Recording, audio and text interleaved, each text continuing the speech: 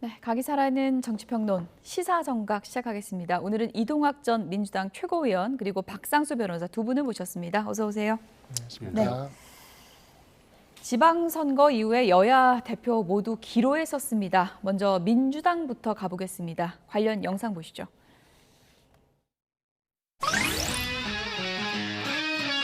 국민 여러분들께 깊이 감사드립니다. 다만 서울을 탈환하지 못해 아픕니다. 그걸 이겼냐 졌냐. 근데 이길 거를 졌다. 최소한 성공은 아니죠. 정치 선거에서 중립이 되잖아요. 근데 표정은 중립이 잘 안 되더라고요. 결국은 국민들의 경고라고 생각합니다. 당이란 뭘 해야 되는 건가? 집권했을 때 당과 야당이었을 때 당이 달라진다고. 근데 집안에 들어오는 사람한테는 우리 색깔은 이거야. 너 언제든지 나가가지고 배신할 거지. 라고 모욕을 하면 그게 되겠습니까? 평택 공천을 김용남을 제가 공천했습니다. 정청래 당대표가 했고 정청래 대표가 후원회장까지 맡았는데 뭘 지원을 했습니까? 하나로 통합되지 못하고 단결하지 못해서 아쉬운 결과. 선거 결과를 둘러싼 책임 공방이 전당대회 전초전 양상으로 번지는 가운데 이제 시선은 김민석 국무총리에게 집중되고 있습니다. 역사적으로 이렇게 단기간 내에 구체 성과를 많이 낸 내각이 있을까 싶을 정도로 잘해줬죠. 이제는 또 다른 역할을 맡는 게 더 적정하다고 보여지기 때문에 제 역할을 바꾸게 됐는데 1주년 회견에서 나온 대통령의 이 말도 당 안팎에서 잔잔한 파장을 낳고 있습니다.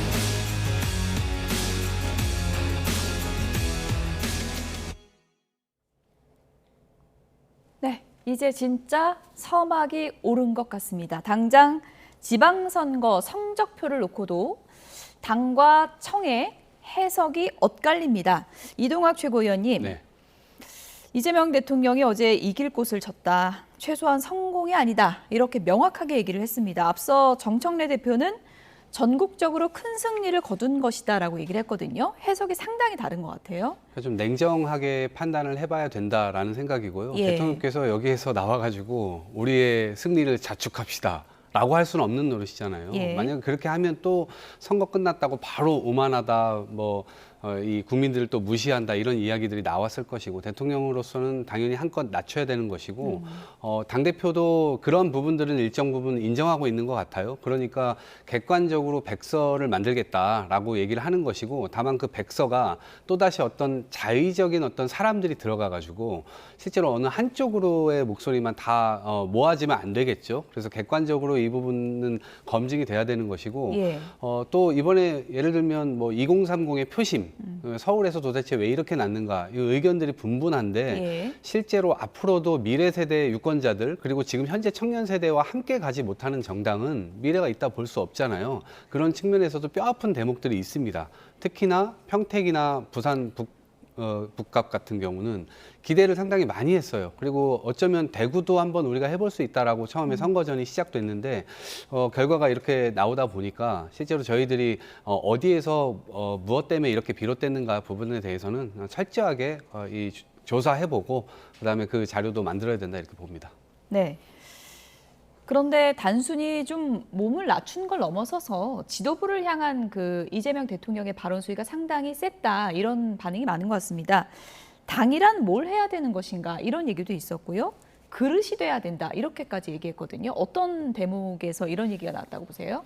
민주당 전당대회를 앞두고 예. 그 민주당 전당대회를 바라본 이재명 대통령의 전략적인 포석과 같은 그런 발언이었던 것 같습니다. 그러니까 작년부터 나온 말이죠. 제가 만든 말이기도 한데 명청교체기. 예. 이 명청교체기를 실현하려는 정청래와 그것을 이제 지켜내려는 이재명 대통령 간의 정면 충돌이 이번 전당대회에서 부딪힐 수밖에 없는 거고 그것이 예. 결국 이재명 대통령의 어찌 보면 분신가도 같은 김민석 총리와 그다음에 정청래 대표 간의 이 싸움이 붙을 수밖에 없는 건데 왜 그러냐면 이것이 2년 뒤에 아직 2년도 이젠 안 남았죠. 바로 총선의 공천권을 두고 다투는 싸움이고 그것은 더 이어서 가면 2030년 대선의 주도권을 누가 쥐게 되느냐와 관련된 싸움이기 때문에 예. 이재명 대통령이 사실상 어제 이 발언을 통해서 당에 대한 이와 같은 강력한 비판 그리고 김민석 총리에 대한 높은 평가를 통해서 정청래 대표에게 선전포고를 했다. 저는 그렇게 생각이 듭니다. 선전포고를 했다 이렇게 얘기를 하셨는데 박상수 변호사께 이것 좀 여쭤볼게요. 그래픽을 좀 보여주시죠. 이런 대목의 발언이 있었는데 욕설을 잘한다고 강한 당이 되지 않는다. 그런 사람이 가끔 있더라.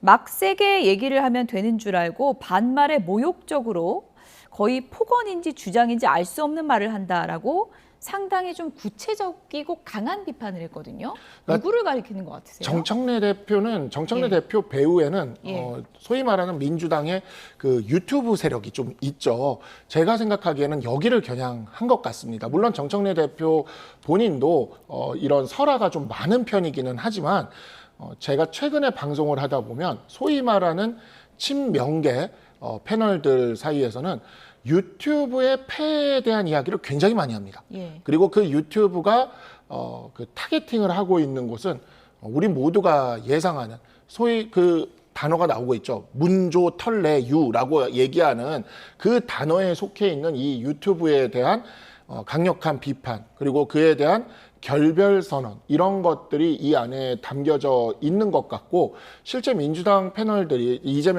친이재명 대통령 쪽의 패널들이 예.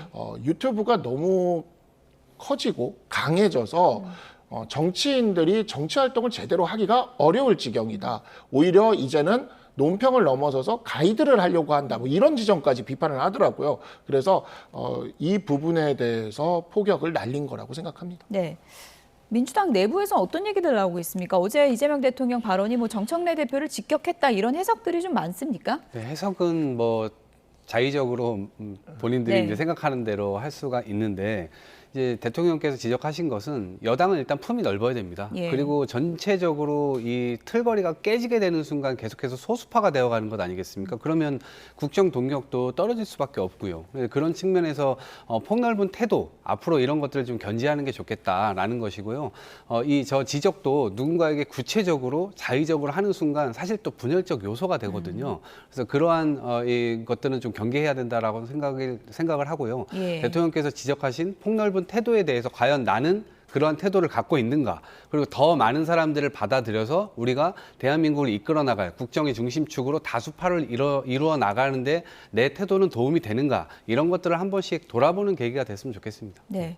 뭐 전당대회 앞두고 민주당 패널분들이 상당히 좀 곤혹스러울 것 같다 네. 그런 생각은 드는데 오늘 이재명 대통령이 유럽 순방길에 올랐는데 환송 행사에 정청래 대표가 불참했더라고요. 네. 그 배경은 뭔가요? 우선 뭐 순방길에 가면 의례적으로 집권 예. 여당의 당대표, 뭐 원내대표 분들이 나가가지고 환송을 하죠. 그리고 예. 들어오실 때도 당연히 하고요. 그 의미는 뭐냐면 외국에 나갈 때 그런 외교 성과나 이런 것들을 든든하게 당으로서 여당으로서 뒷받침하겠다. 예. 이러한 의미들을 굉장히 많이 가져요. 그런데 지금 국내 상황이 조금 뭐 안 좋은 것이 반영됐다고 이제 청와대에 설명을 했거든요. 그게 뭐냐면 지금 이제 선거 관리의 부실 문제 이런 것들이 굉장히 여론에서 안 좋게 드러나고 있는 상황이고요. 예. 특히나 중동 전쟁이 계속해서 악화 일로를 걷고 있고 괜찮아지지 않고 있잖아요. 이제 그런 측면에서의 예. 판단이 있었다 이렇게 봅니다. 이동학 최고위원이 지금 상당히 곤혹스러우니까 박상수 변호사가 좀 해석을 해주시죠.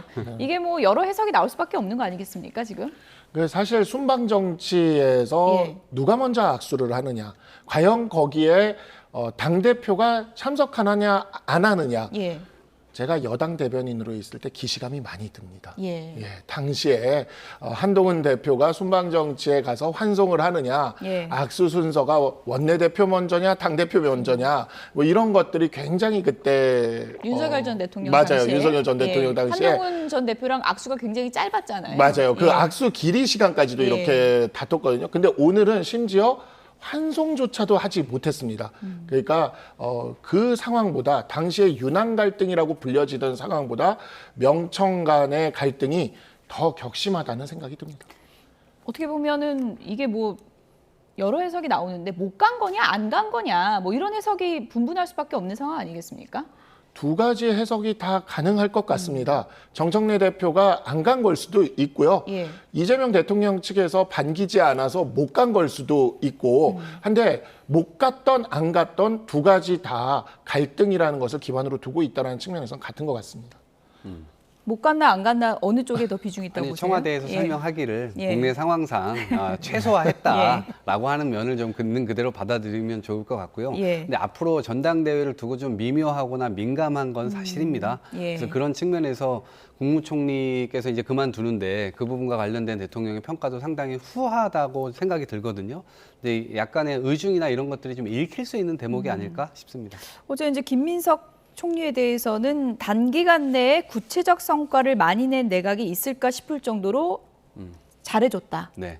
이렇게 얘기를 했고 이제는 또 다른 역할을 맡기는 게 더 적정하다고 보인다. 이렇게 대통령이 발언을 했거든요.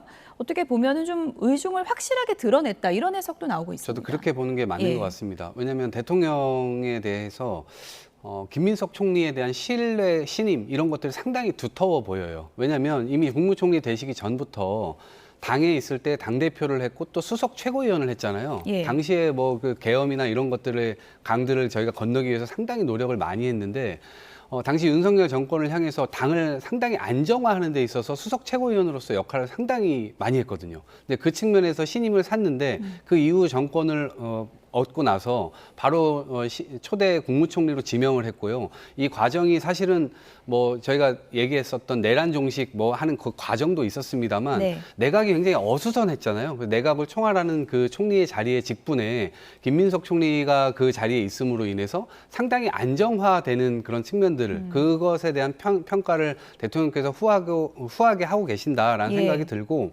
무엇보다도 뭐 외교라든가 아니면 산업이라든가 이런 것들에 대한 성과도 상당 부분 안정화시키는 데 있어서의 성과를 좀 냈기 때문에 그 부분에 대한 평가 그리고 앞으로는 당으로 돌아가서 당을 좀 안정화시키고 그를 통해서 국정을 뭐 든든하게 뒷받침하는 데의 역할을 이런 것들에 대한 기대감까지 표현한 것이 아닌가 이렇게 생각합니다.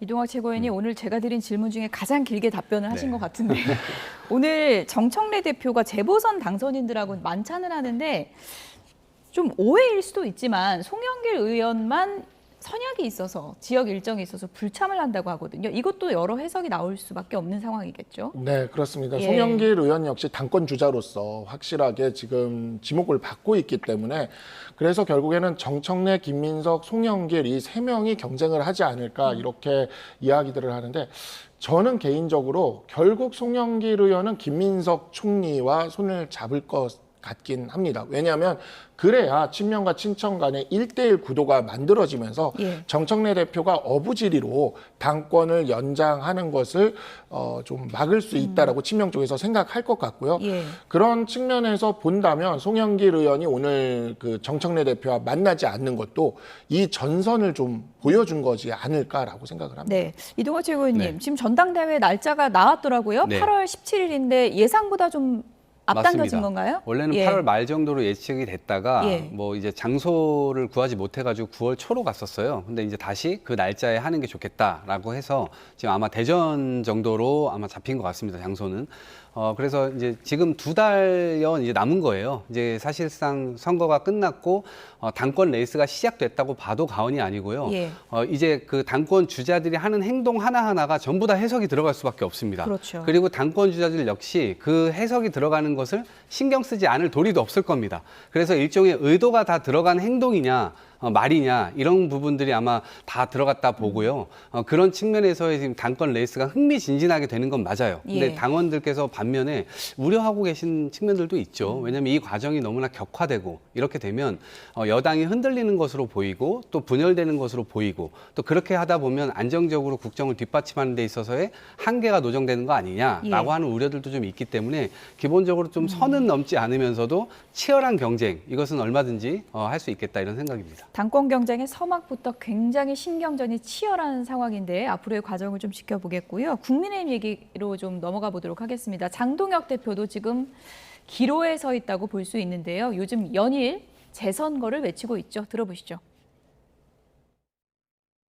선관위가 스스로 잘못을 인정하고 이번 선거가 무효임을 선언한 후에 재선거를 추진하는 것이 가장 확실한 방법일 것입니다. 인천광역시장 선거 송도 1동과 송도 2동 관내 사전투표에서 유정복 후보와 박찬대 후보의 득표수가 완전히 일치하는 사례가 발생했습니다. 여기에 판넬로 준비했습니다. 그런데 이렇게 유정복 후보와 박찬대 후보의 득표수가 완전히 일치할 확률이 5억 9천만 분의 1입니다. 이 모든 게 사전투표 탓에 빚어진 사태임은 자명하다는 의견까지 나왔다고 합니다. 많은 국민들도 사전투표에 의구심을 품고 있습니다. 이번 참정권 박탈 사태 역시 사전투표가 그 원인 가운데 하나입니다. 후보자들의 득표수와 득표율이 동일하게 나온 것도 전부 사전투표에서입니다. 본투표 날짜를 늘리고 사전투표는 반드시 없애야 합니다. 국민의힘은 이번 사태를 정쟁거리로 만들어 또다시 국민의 혼란과 분열을 조장하고 있습니다. 국정조사 대상에 대통령과 청와대를 넣으라고 주장합니다. 대체 뭐 하자는 겁니까? 근본적인 문제를 해결하자는 겁니까? 아니면 자신들의 정치적 이익을 위한 소재로 활용하자는 겁니까? 너무 속보이지 않습니까? 네, 지방선거 책임론에 휩싸여있는 장동혁 대표, 요즘 연일 재선거를 주장하고 있고요. 오늘 또 예정이 없던 기자회견을 열어서 오늘은 사전투표를 없애고 본투표를 늘려야 한다, 이런 주장까지 보탰거든요. 어떻게 보셨습니까? 사전투표 제도에 대해서는 그동안 논란이 좀 있었죠. 그리고 본투표를 좀 더 강화해야 된다는 목소리는 있었습니다. 그리고 누가 봐도 송도 1동과 2동의 그 투표수가 같은 것은 정말 좀 의구심이 있는 상황이기도 합니다. 그렇기 때문에 이런 부분에 대해서 충분히 그 이야기할 수 있는 사안이라고는 보여요. 그리고 이거는 선거제도의 제도 개선과 관련된 것이기 때문에 야당의 대표로서 할 수 있는 이야기라고 생각을 합니다. 다만 이제 조금 있다가도 나오겠지만 현실적으로 지금 실효적이지 않은 이 재선거 이야기를, 그러니까 물론 이제 시민들의 요구 사항이 있기는 하지만 그냥 무책임하게 야당 대표인데 그 집회만 계속 이렇게 마스크 쓰고 모자 쓰고 나가면서 이렇게 하는 거는 좀 무책임하지 않나. 그래도 제도에 대한 이야기를 꺼내기 시작한 거는 그래도 조금 나아졌다라는 생각은 듭니다. 네, 재선거가 현실적으로는 불가능하고 거의 불가능한 일이지만 이런 제도에 대해서 문제 제기하는 거는 야당 대표로서 할 수 있는 얘기다라는 입장인데 어떻게 보셨어요? 그렇습니다. 저희가 선거제도 개혁 TF 이제 국회에 만들지 않습니까? 예. 그러면 여야가 함께 들어와가지고 저런 이야기들도 다 녹이면 됩니다. 그리고 그래도 뭐 좀 의심적인 부분이 있다면 앞으로 진행되게 될 국정조사에서 저런 점들을 충분히 지적하고 선관위로부터 답변을 만들어내거나 혹은 저 자리에서 지금 예를 들면 송파 뭐 공원에 모여 있으신 분들 말씀 중에 죄송한데 네. 저 사람이 누군가 하실 텐데 장동혁 대표라는 점을 그렇습니다. 말씀드립니다. 장동혁 대표가 예. 본인이 당대표인 걸 좀 숨기고 어쨌든 시민 속으로 들어가서 저렇게 예. 재선거를 외치고 있는데 예. 저게 시민들이 외치는 거하고 야당의 대표가 저런 이야기를 하는 것이 완전히 다릅니다. 왜 그러냐면 지금 야당에 있는 소장파 의원들도 아니 당대표가 도대체 당으로부터 의총을 열어가지고 혹은 당원들의 총의를 모은 채 재선거를 모은 의견이 아닌데 왜 자기 의견을 그렇게 내냐. 그리고 이것에 대해서 뒷단에서는 어떤 일들이 발생하는지 프로그램을 제시해라 라고까지 얘기를 하고 있습니다. 그런데 제시 못하고 있잖아요. 예. 왜냐하면 법에는 이 공직선거법에는 198조 1항은 천재지변에 의해서 사람들이 투표를 잘 못하게 됐을 경우, 참정권 침해당한 경우 재선거를 할 수 있다 이렇게 규정을 하고 있습니다. 그리고 2항의 경우는 또 그렇지 않아요. 그러니까 영향을 미칠 수 있었느냐 없었느냐 이런 것들을 판단하게 돼 있습니다. 근데 유일하게 그러면 재선거를 할 수 있는 조건이 만들어지려면 오세훈 후보 사퇴해야 돼요. 오세훈 후보가 이거 부정선거다, 부실선거다, 이거 나 못 받아들이겠다 하고선 사퇴를 해야 그 지역에 관해서 저희가 보궐선거를 할 수가 있는 겁니다. 근데 지금 사실상 자기가 물러나는 것을 막는 이 함의가 있는 것과 동시에 오세훈 후보가 앞으로 보수에서 대선 주자가 될 것 같으니까 한동훈 후보와 함께 두 축이 설 거 아닙니까? 그럼 이제 본인의 입지가 줄어드니까 오세훈 후보를 견제하는 거 아니냐라는 얘기가 당 내에서부터 지금 나오고 있는 겁니다. 네. 그래서 장동혁 대표의 수가 너무 얕고 이렇게 다 눈에 보이는 수들을 하다 보니까 실제로는 저기에 힘이 실리기는 굉장히 어렵다라고 봅니다. 네, 집회 현장에서 이제 2030이 정치인들이 이제 오는 걸 극도로 이제 경계하고 있고 그렇다 보니까 이제 모자에 마스크까지 끼고 가서 이제 시위를 같이 하고 있는 장동혁 대표 모습도 보여드렸는데 지금 제일 난감한 사람은 오세훈 시장일 것 같아요. 내가 어떻게 됐는데 지금 야당 대표가 지금 재선거를 주장하나 좀 당황스러울 것 같은데요. 그러니까 오세훈 시장이 예. 그래서 최근 언론 인터뷰에서 재선거의 요건이 굉장히 높다라는 것을 이야기를 했죠. 실제로 예. 재선거가 이루어지려면 선거 소청을 하고 그다음에 선관위가 받아주거나 아니면 당선 무효 소송을 해야 되는데 당선 무효 소송은 당선자가 못하는 거거든요. 근데 지금 선거 소청을 당의 당무감사위원장이라는 2호선 위원장이 개인 자격이라 그러면서 지금 내겠다고 하고 있어요. 그러니까 이게 장동혁 대표 쪽에서 자신의 어떤 선거 패배 책임을 면하기 위해서 자신의 사람들과 함께 지금 이 국면을 이런 식으로 몰고 가는 게 아닌가. 오세훈 시장 쪽도 충분히 그러한 의심을 지금 할 수밖에 없는 상황인 것 같고요. 그런 측면에서 오세훈 시장이 이번에 그 재선거의 요건이 굉장히 높다라는 것에 대해서 설명을 한 거는 법률가 출신이기도 하고 선거 당사자로서 할 말을 한 것이라고 생각을 합니다. 박상수 변호사님도 이제 법조인이시니까 이게 이긴 쪽에서 재선거를 하자고 할 수 있는 거예요? 없습니다. 불가능합니다. 그러니까 선거 소청은 이제 선관위에 대해서 선관위가 그렇게 할 수는 있는 건데 그건 네. 누구든 할 수 있으니까. 근데 당선 무효 소송은 진 후보만 할 수가 있습니다. 예. 그래서 진 후보라 하면 정원호 후보가 지금 해야 되는데 정원호 후보가 승복을 해버렸거든요. 민주당에서 제가 민주당 패널 분들한테 물어봐도 할 생각은 없다 그래요. 그런데 이제 천하람 원내대표 같은 사람들이 일정 지역에서 재선거를 할 수 있다라고 인터뷰를 하고 나오길래 선별적 재선거 선별적 이런 재선거 얘기를 얘기를 예. 하길래 그러면 개혁신당에 김정철 후보도 낙선을 했으니까 그럼 김정철 후보가 당선 무효 소송을 내면서 그런 이야기를 하면 진정성이 있는 건데 그런 게 아니면 그냥 이거는 그냥 논란을 만들기 용밖에 되질 않는다라고 제가 이야기를 한 바가 있는데 예. 그 시민들은 그렇게 외칠 수 있습니다. 너무 분노했으니까. 예. 하지만 책임 있는 정치인들은 법에 맞춰서 이 해결책을 찾아가야지 이런 식으로 무책임하게 던지는 거는 바람직하지 않은 것 같습니다. 어쨌든 뭐 선거 책임론이 불거지다 보니까 장동혁 대표가 재선거를 이슈로 해가지고 이른바 생명 연장하려는 거 아니냐 이런 비판이 당내에서 나오고 있습니다. 박정하 국민의힘 의원 오늘 언론 인터뷰에서 이런 얘기를 했습니다. 들어보시죠. 당 안에서 의원들 사이에서 장동혁 대표 책임론을 본격적으로 제기를 안 하고 있어요? 없어요, 전혀. 제가 추측컨대 보면 그냥 겁 나는데 얘기는 못 꺼내겠고 저는 일단 결론적으로는 사퇴 안 하고 버틸 거예요.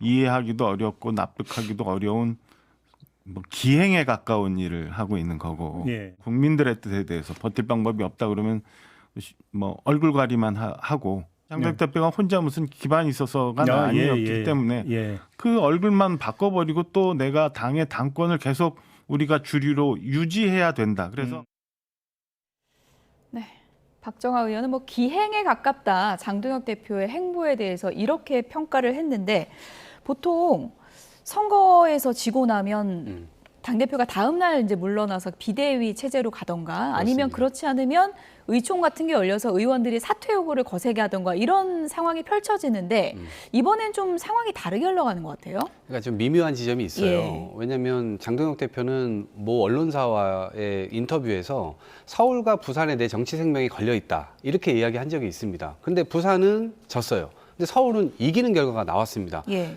선거는 결과로 책임지는 거지 해가지고 결국 서울은 이겼다라고 하는데 또 한 일각에서는 비판이 있잖아요.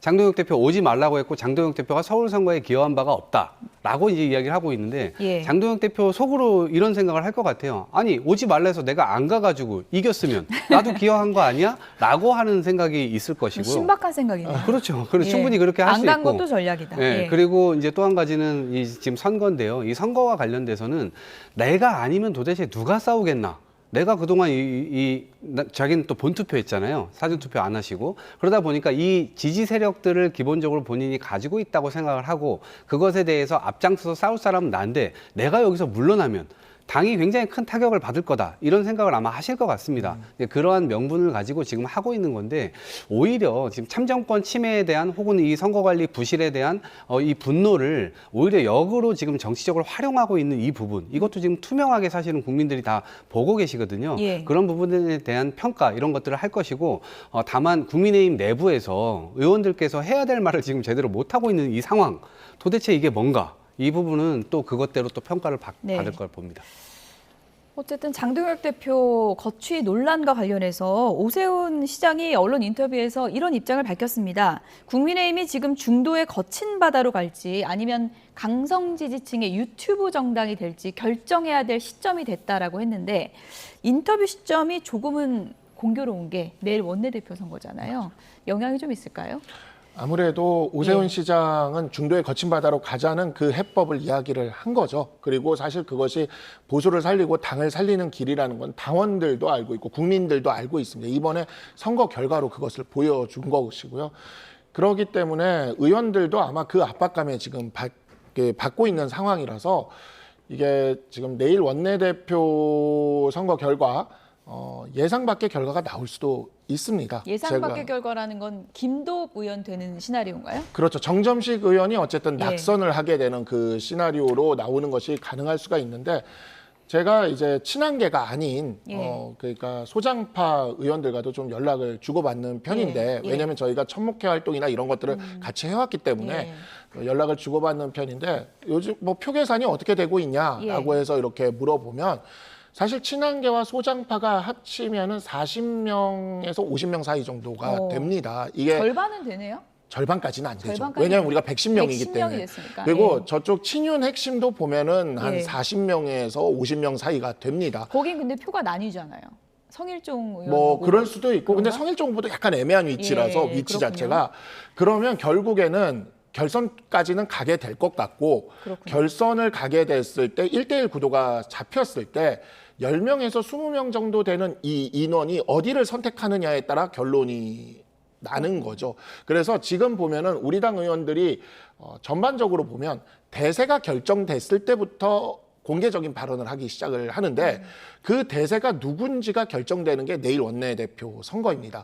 그래서 지금 굉장히 물밑에서 치열한 그 전투가 현재는 펼쳐지고 있는 중이고 여기서 만약에 정점식 의원이 떨어지는 결과가 나오게 된다면 우리 당의 어떤 개혁이나 이런 흐름은 급물살을 탈 가능성이 높다라고 생각합니다. 지금 화면에서 맨 오른쪽이 이제 정점식 의원인데 소위 이제 언론에서는 당권파로 이제 분류를 하고 있고요.